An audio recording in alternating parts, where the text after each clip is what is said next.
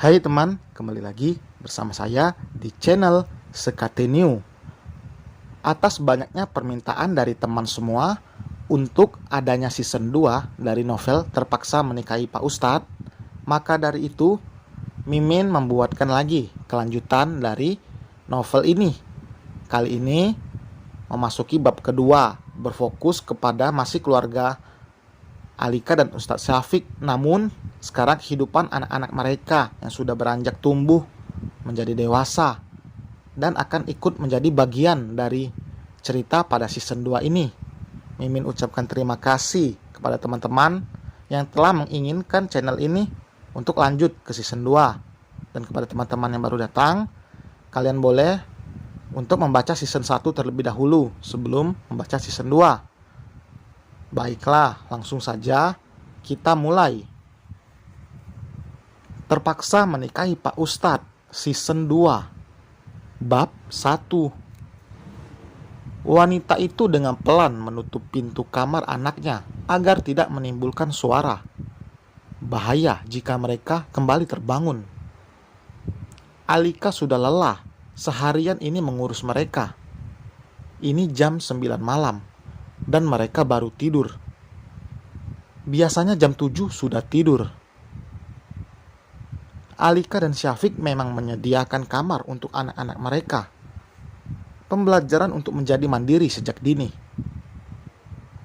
Alika dan Syafiq juga membutuhkan waktu berdua tanpa anak-anak mereka. Pertama kali melakukannya memang tidak mudah. Tapi sekarang mereka sudah biasa terpisah dari orang tua mereka, termasuk sequel. Udah tidur semua? Tanya Syafiq saat Alika masuk ke dalam kamar. Alika mengangguk. Ia naik ke atas ranjang, merebahkan tubuhnya. Syafiq yang masih berkutat dengan kertas dan pensil kini bangkit mendekati sang istri. Tangan lelaki itu memijat pundak Alika. Besok jam berapa kuliah? Tanyanya. Pagi-pagi aku udah harus sampai di kampus. Baru 1 bulan ini Alika kembali kuliah, tapi berbeda dengan sebelumnya. Alika kini mengambil jurusan bisnis manajemen. Hari ini ia libur, digunakan untuk quality time bersama dengan anak-anaknya. Meskipun sibuk kuliah, Alika tidak melupakan kewajibannya sebagai ibu dan juga istri. Alika mengubah posisinya menyamping untuk memeluk Syafiq, menghirup dalam aroma tubuh lelaki itu. Semakin nyaman saat tangan Syafiq yang tadi berada di pundak kini berpindah mengelus punggung Alika. Mau mas pijitin gak? Bisiknya di telinga Alika. Gak usah, mas juga pasti capek seharian kerja. Alika menolak dengan halus, tahu jika suaminya juga lelah. Bahkan Syafiq sering begadang untuk menyelesaikan desainnya. Lelaki itu sedang dikejar deadline, tapi masih sempat membantu sang istri untuk mengurus anak-anak mereka. Urusan rumah dan memasak semuanya tugas Bik Marti dan juga Susi. Sudah 3 tahun semenjak sequel lahir, mereka masih tetap bekerja di sana. Alika juga merasa nyaman dengan Bik Marti dan Nina. Tidak ingin mencari orang lain untuk menggantikan mereka. Ya udah, ayo tidur kalau gitu. Syafiq mengeratkan pelukannya. Pekerjaan mas udah beres belum? Belum. Udah ngantuk? Belum. Capek? Enggak. Kerjaan belum beres, mas juga belum ngantuk, terus enggak capek juga. Tapi kenapa ikut rebahan? Mas enggak mau biarin istri mas ini tidur sendiri. Kamu kan enggak bisa tidur juga kalau enggak mas peluk gini, ujar Syafiq. Alasan? Alika mendorong tubuh Syafiq menjauh, lalu membuka baju tidurnya dengan santai. Syafiq hanya diam dan memperhatikan tingkah istrinya itu. Baju yang kini sudah terlepas dilempar sembarangan. Sang pemilik beralih posisi duduk di atas perut Syafiq, menatap lelaki itu dari atas. "Kenapa diem?" tanya Alika. Syafiq terkekeh. "Emang kamu mau ngapain mas sayang?" godanya. Alika membungkuk hingga hidungnya dan hidung Syafiq hampir bersentuhan. Tangannya mengelus rahang tegas sang suami, sedangkan Syafiq malah menyembunyikan kedua tangannya di belakang kepala. "Mas, Mas bosan gak sih sama aku?" Syafiq mengerutkan dahinya mendengar pertanyaan tidak biasa itu. "Menurut kamu?" Alika mendengus. "Ih, kok malah nanya itu sih? Jawab aja. Kalau iya kenapa? Kalau enggak kenapa?"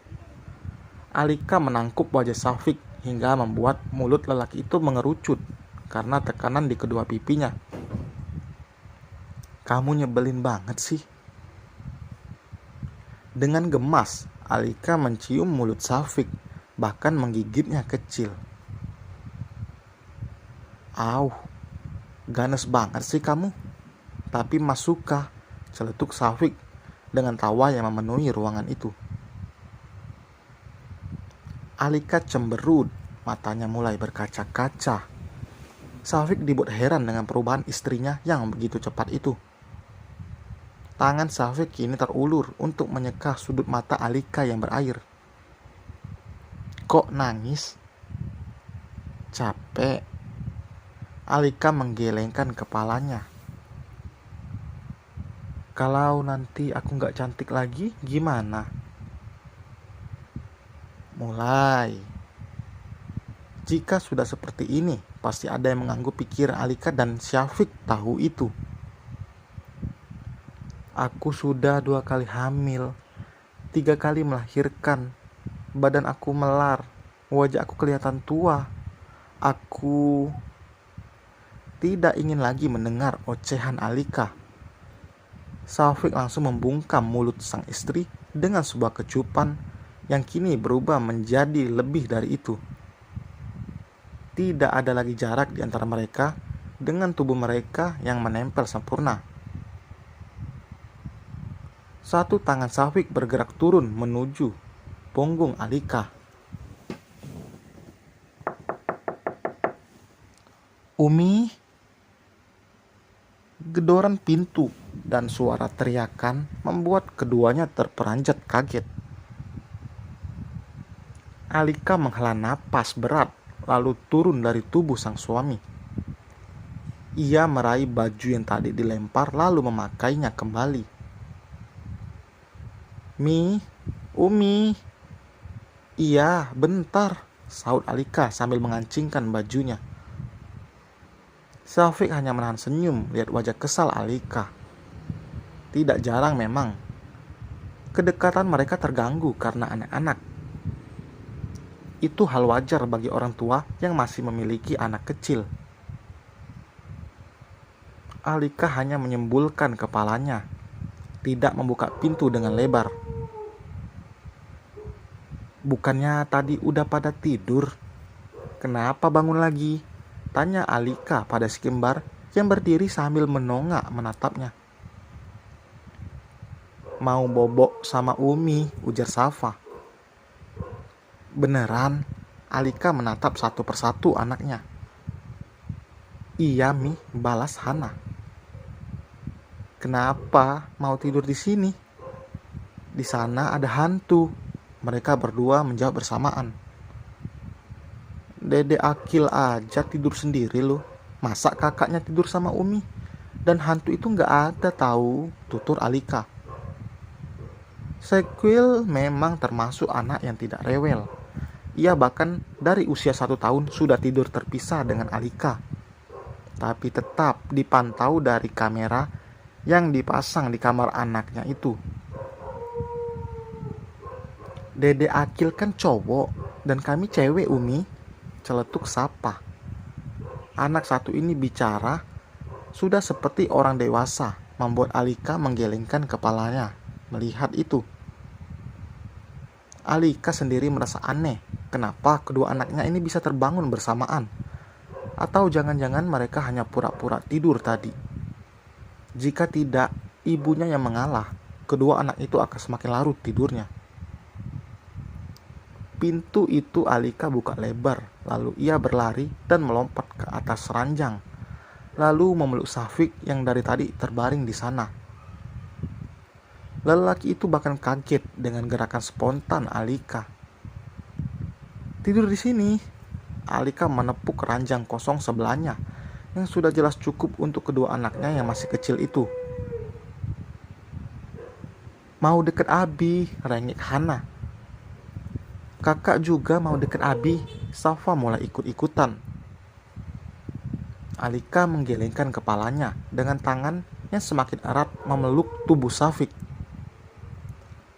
Katanya mau bobo sama Umi. Ya udah, bobo. Umi kan di sini. Sayang, udah dong jahilnya. Nanti mereka nggak tidur-tidur loh. Iya sayang, kakak udah ngantuk, celetuk Safa. Syafiq langsung tertawa mendengar Safa menirunya memanggil Alika sayang. Alika langsung duduk dan menatap Safa. Sayang, ini Umi, ujarnya dengan menepuk dadanya sendiri. Kakak kan ngikutin Abi, jawabnya dengan polos. Makanya mas, aku udah bilang, panggil Umi, Abi aja kalau di depan anak-anak, bisiknya dengan mata menyipit menatap Syafiq. Iya, maaf. Udahan bisik-bisiknya, kakak mau bobo. Safa mengambil kesempatan untuk tidur di sebelah sang ayah saat Alika tengah duduk. Hana lalu mengikuti jejak kakaknya. Safa dan Hana tidur di lengan kanan dan kiri Syafiq. Mereka terlihat begitu nyaman di sana, tidak ingin melihat anaknya yang sulit untuk tidur lagi.